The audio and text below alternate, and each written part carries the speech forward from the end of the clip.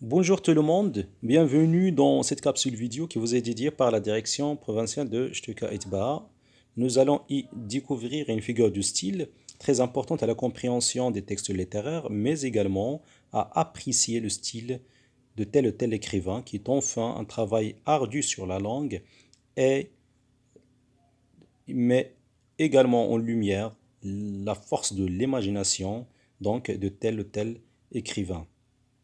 Commençons donc tout d'abord, chers élèves, par l'observation de ce corpus tiré des œuvres programmes.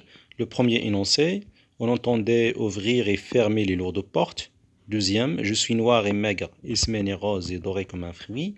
Dans le troisième, on lit ceci, sans toi, le soleil deviendra froid. Dernier exemple, ceci on rit, cela on pleure. Je vous invite donc ici, chers élèves, à porter votre regard sur ces quatre phrases, ces quatre énoncés.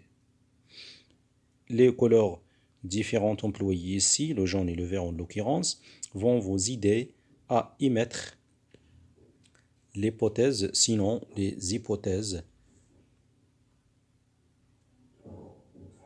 sur telle ou telle figure du style employé ici. Passons maintenant, chers élèves, à l'analyse de ces quatre exemples. Vous allez remarquer dans le premier l'emploi de deux verbes opposés, ouvrir et fermer. Les deux verbes sont distanciés, séparés par une conjonction de coordination. De même, dans le second énoncé, on a un groupe de mots, deux adjectifs et une conjonction de coordination, noir et maigre. Dans le second groupe de mots, rose et doré. Les deux groupes de mots sont également opposés, noir et maigre, rose et doré. Dans le troisième exemple, sans toi, le soleil deviendra froid.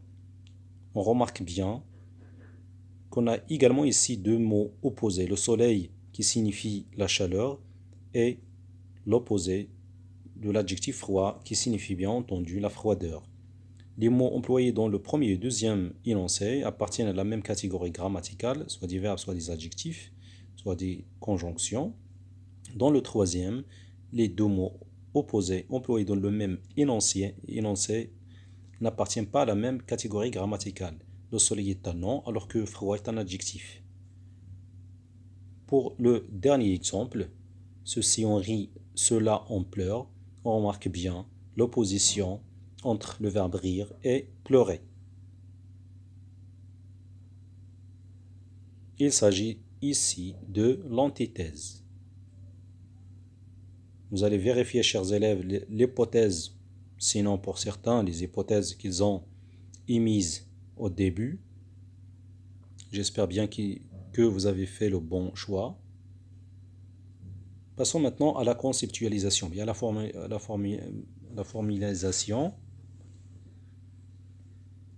L'antithèse est une figure de style qui consiste à rapprocher dans une phrase ou dans un paragraphe deux mots qui ont des sens opposés. Cette association à distance permet de jouer sur le contraste et met en valeur deux idées contradictoires. Cette figure de style est généralement formée de mots qui appartiennent à la même catégorie grammaticale, mais ce n'est pas toujours le cas. En témoigne le troisième exemple. Le soleil est un nom alors que le froid est un adjectif. L'effet recherché derrière l'emploi de l'antithèse est le suivant, c'est souligner l'opposition entre deux réalités, sentiments, attitudes, etc., etc. Pour commencer à s'approprier, chers élèves, de cette figure du style, je vous invite à faire l'exercice suivant. Dites pourquoi cet énoncé est une antithèse. C'est toujours le combat du jour et de la nuit. Vous allez faire une petite analyse en soulignant les mots opposés dans ce même énoncé. Vous allez remarquer bien que les deux mots opposés sont distanciés, sont séparés par de trop mots.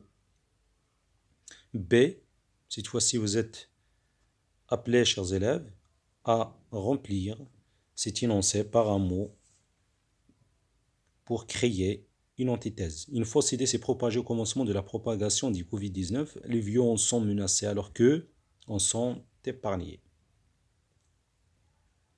On est arrivé enfin à l'évaluation. Vous êtes invité ici à identifier les figures d'antithèse, bien la figure d'antithèse employée dans la plupart en fait de ces énoncés. C'est-à-dire que certains énoncés ne relèvent pas de l'antithèse. Un pigeon disait « dis-moi c'est joli ». À 10 ans, on est presque un homme. À 10 ans, on parcourt tout seul le quartier. Ma mère m'aspergea alternativement d'eau bouillante et d'eau glacée. Une voisine poussa un cri de joie ou un gémissement de douleur. C'est vous qui êtes laid, même les plus beaux. J'ai le mauvais rôle et tu as le bon. Parmi ces figures éteintes et mornes, ça et là brillaient quelques yeux perçants et vifs. Des exemples, c'était là-dessus, sont tirés des œuvres-programmes, à l'encontre de ces trois derniers exemples. À vaincre sans péril, en triomphe sans gloire, Pierre Corneille. Or, c'est gai que j'ai peur d'éclater en sanglots. Nouligan. C'est toujours le combat des jours de la Nubie, Victor Hugo. Enfin, un exercice de transfert. Vous êtes appelés ici, chers élèves, à produire des énoncés, sinon un paragraphe dans lequel vous allez employer l'antithèse. Le sujet que je vous propose ici, c'est de mettre en lumière la différence entre votre habitude avant le confinement, ce que vous aviez l'habitude de faire avant le confinement et maintenant alors que vous êtes confiné. Vous pouvez bien sûr penser à d'autres sujets. Bon courage.